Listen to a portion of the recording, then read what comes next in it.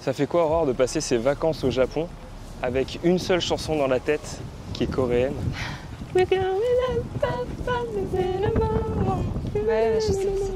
Bonjour à tous et bienvenue dans cette nouvelle vidéo. Aujourd'hui, nous sommes à Osaka. Au programme de cette journée, on va vous faire visiter la ville en passant par, bien évidemment, des spots incontournables. Et aujourd'hui, on commence avec un spot qui est juste à côté de notre lieu de résidence. C'est le temple qui est juste derrière moi, un temple bouddhiste qui s'appelle Shitennoji. Un des objectifs de cette vidéo, c'est aussi de vous partager un itinéraire optimal. En fait, on va faire en sorte de prendre qu'une seule fois le métro pour se rendre dans les différents quartiers. Le temple Shitennoji à Osaka est considéré comme le premier temple bouddhique officiel du Japon. Il a été fondé en l'an 593 par le prince Shotoku, grand promoteur du bouddhisme dans le pays. Son nom, Shitennoji, fait référence aux 4 divinités gardiennes célestes, protectrices du bouddhisme. Le temple leur est d'ailleurs dédié. Dès son origine, il avait pour vocation de servir de lieu de prière pour la paix et la prospérité du peuple. Le complexe a traversé les siècles, a été incendié puis reconstruit à de nombreuses reprises, mais il a conservé son plan architectural traditionnel qui s'inspire des temples chinois de l'époque. On y trouve une porte majestueuse, une pagode à 5 étages, la salle principale Kando et le pavillon Kodo dédié aux cérémonies. Ce qui rend Tennoji unique, c'est aussi son rôle social. Dès sa fondation, le temple a accueilli un hôpital, un orphelinat et un asile pour les plus démunis, faisant de lui l'un des premiers centres de bienfaisance du Japon. Le temple reste un lieu spirituel vivant. Les fidèles viennent s'y recueillir, mais il attire aussi de nombreux visiteurs curieux de découvrir un site qui incarne à la fois l'histoire du bouddhisme japonais et l'âme d'Osaka. Alors c'est pas vraiment notre deuxième étape, mais petit bonus, sur le chemin se trouve le parc de Tennoji juste à la sortie de Shitennoji. On va aller y faire un petit tour. En plus, on a besoin d'acheter de l'eau et j'ai vu qu'il y avait un combiné à l'intérieur, donc on y va. Tu veux voir ce que c'est? Qu'est-ce que t'as pris? Je sais pas, mais ça a l'air d'être, il y a écrit Icebox et ça a l'air d'être des bouts de citron givré. On va goûter un petit peu ce qu'on a trouvé là. C'est du glaçon au citron. Alors je pense que normalement, si tu veux vraiment faire ça bien, tu le manges comme ça. Ça, je pourrais pas le mettre en vidéo. Hein. Non, c'est con ce que je vais me faire. T'aimes pas? J'aime pas du tout. Moi je trouve ça trop bon. On est toujours dans le parc de Tennoji et on a fait juste un détour de 2-3 minutes pour aller à la station de métro et franchement ça vaut le coup, c'est magnifique. On a vu des familles qui étaient en train de jouer au badminton, d'autres qui essayaient d'attraper les insectes. Là il y a une tortue et là il y a une carpe. Et là-bas, un petit géranium. C'est pas genre trop incroyable? Il y a des grues. Ah, ils sont en train de construire quoi?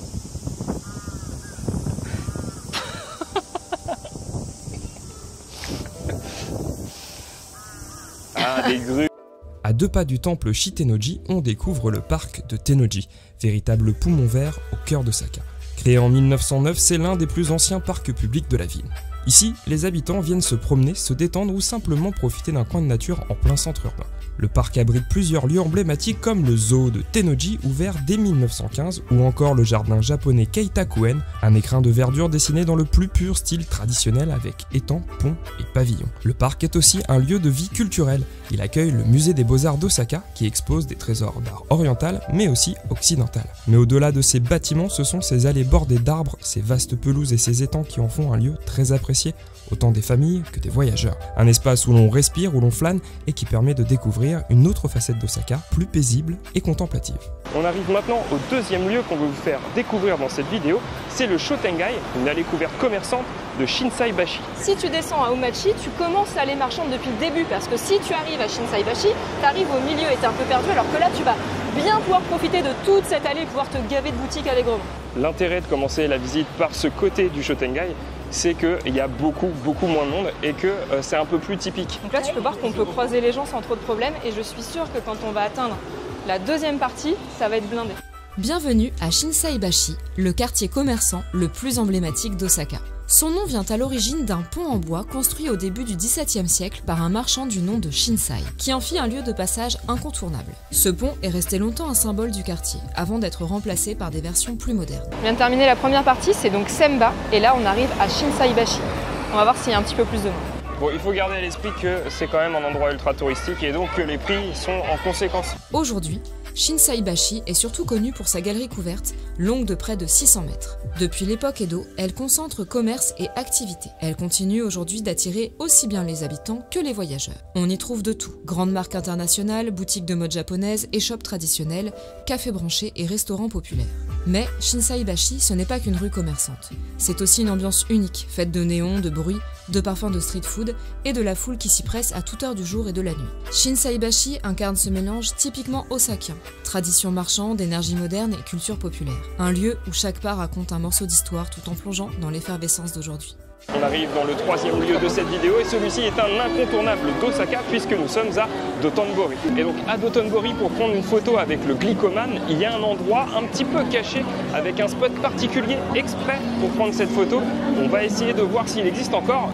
En fait, juste là où on se trouve, il y avait un point de vue où on pouvait prendre une photo. En fait, ça fait un peu comme une anamorphose qui continue. Et là, ça ne fonctionne plus puisque ça a été complètement recouvert. Le spot est toujours là, on peut toujours prendre des photos.